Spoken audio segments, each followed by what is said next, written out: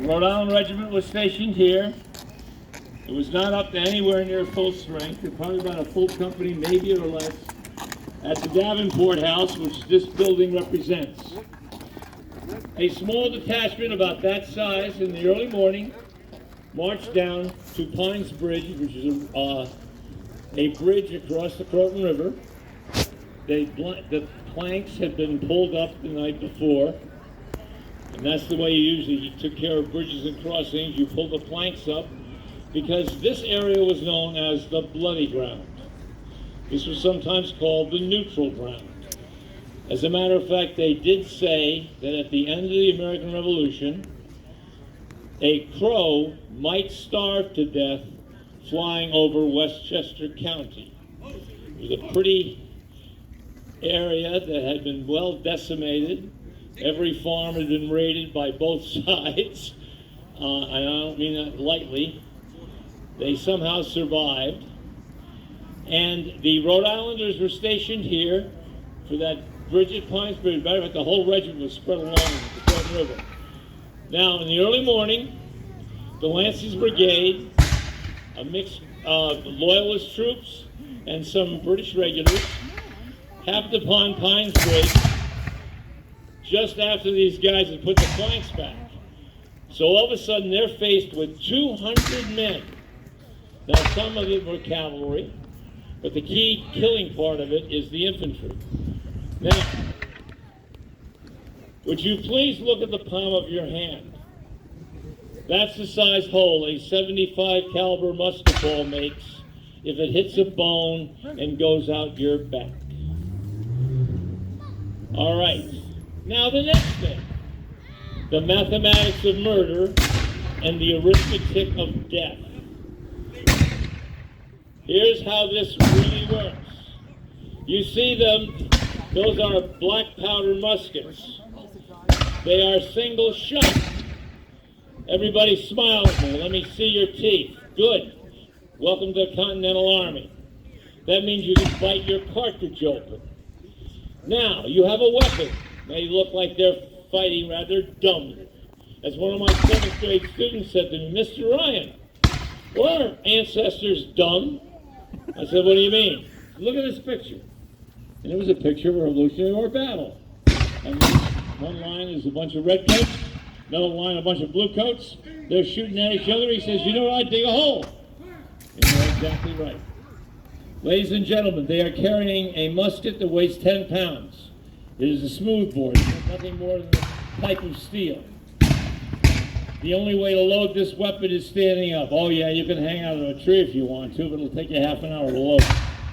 So you have a weapon you can only stand to load quickly.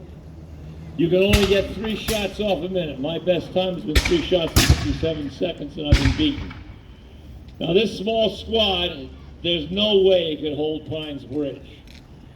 So they had to fall back toward headquarters. But even at headquarters, there wasn't very many troops at all. But it is basically a fighting retreat. Now history tells us that at some very quick point, the Lanceys had said to them, surrender, give the bridge up. And they said no. Well, obviously, then they got overrun. And they were forced back toward this building, which we now call Davenport. We were using as Davenport House. Davenport House still exists. It's opposite Peter Pratt's restaurant. And if you really want to see where the actual skirmish was fought, you can go right there. All right? Now, back to the mathematics of death and the arithmetic of murder. You have a weapon you can only load quickly standing up. You can only get 3 shots a minute off if you are disciplined and trained. Now, the way a Brown Bess or a Charleville musket works, you've heard the term flintlock, but nobody tells you what a flintlock is. It's the way you fire the weapon. You have a locked piece of flint in the hammer. It goes forward against a piece of steel called a prison. A spark, which is one little piece of burning steel at 1200 degrees, falls into the pan of powder. Hopefully the pan of powder goes off. shoots a flame into the barrel. Hopefully the powder behind the ball goes off, and the ball goes downrange at the enemy. Now you see, these are light infantry the British have. Those are what we call them light bombs, like bobbins. They bob up and bob down. And they are in open skirmishes. Now, the Rhode Islanders are giving ground because in history, they were heavily outnumbered. And they're falling back toward their headquarters. There's going to be a few reinforcements for them. Now, these are the Rhode Islanders, and we've drawn up, even though the 2nd New York and the 5th New York are here, you see a mixture here. The guys in the blue coats with the red facings are the 2nd New York. The guys in the brown coats and blue facings are the 5th New York. Now, they were raised in this area. And they were not at the Battle of Pines Bridge, but we needed troops to have a battle.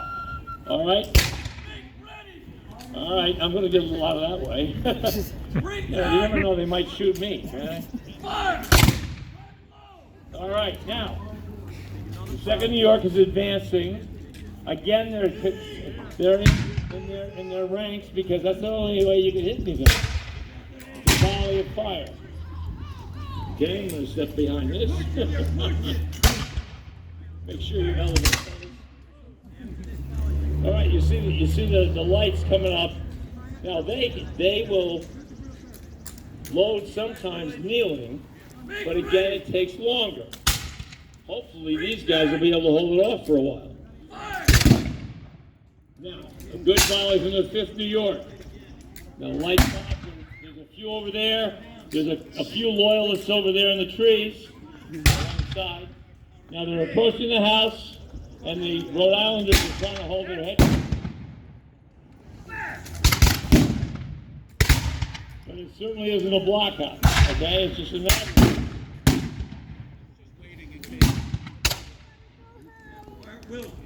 Fire at will. No, will isn't. Fire at will means you can load and fire as quickly as possible, all right? And ladies and gentlemen, you get very focused in combat, okay? Sometimes people ask about what's the drummer's job. Well, the drummer's job is to give signals. And because in battle, you can even hear them. Now the light bombs are moving up. They're going to drive those guys, trying to drive them out of the house. Maybe they can capture, we got one light bomb, yes, very good. About time you hit somebody. No, they laugh, but if you took 15% casualties in an 18th century battle, that was pretty heavy, all right? You know, the casualty rates aren't as high as our modern time. But of course, there's not that many people involved back in the 18th century as there are today.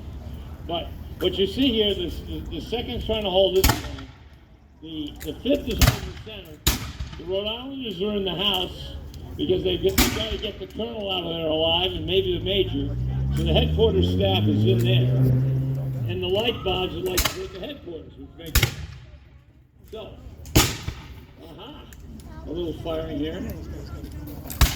The guy here in green, he's a loyalist.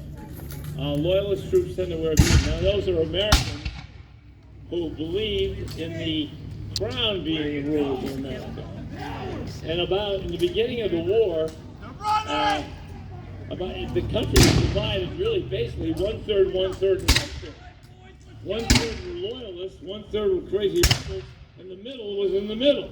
But as the war went on, war went to the rebel side until the end of the war. And actually, 200,000 loyalists left America and settled in England and settled in Canada and around the empire because they didn't want to live under a republic. So it's a very interesting situation. You know, we all think, rah, yay, wonderful, we all started the war together. It didn't work out that way. And by the way, ladies and gentlemen, we think we're divided today, but you ought to look back in history. There's been a lot worse times, all right? So anyway, now these guys are priming load and keep firing the volleys. That's the key. It looks like they're about ready to fall back because the pressure's on them hard. About ready to fall back, I think. I don't know. They got to get they got to get Colonel out of here and the Major out of here, because it wouldn't be a very good thing to have the Brits capture the command staff. Now things are getting serious. Looks like the sergeant is deciding time to get this done. Here we go. Now it's down.